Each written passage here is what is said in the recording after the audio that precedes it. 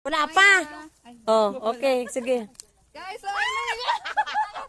Guys, kukuha ko ngayon ng papaya. Ano ba yung maganda? Yung malaki o yung maliit? Malaki.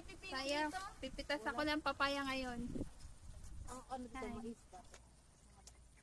Kasi di ba dati Uy, ba't pang hirap pumitas? Ganun mo, ikot-ikutin mo.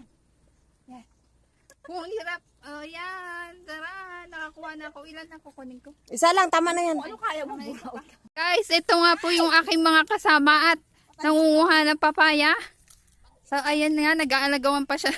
Ay, dami langgam! Ay, ang dami langgam ng papaya, oh. Oh, Wala tayong sige, ano. magpakasawa kayo sa Uy, papaya, baka pagalitan oh. tayo dyan. Sige. Sige guys, kumuha kayo. Pumitas lang kayo sa akin pa. Wala Una tayong kayo. plastic. Yan, si Gigi mo, no? Ito yung mga nakuha namin dito. Papaya. Oh, ha? Ibigay kayo ngayon ng papaya. Oh, diba? Ang init. Ang init dito sa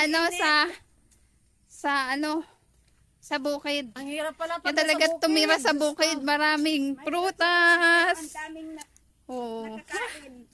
Oh. Restas mo para makita kami ni Ma'am. Yan, oh guys, oh. Oh, di ba? Nakakuha kami ng papaya dito sa bukid. Ang init.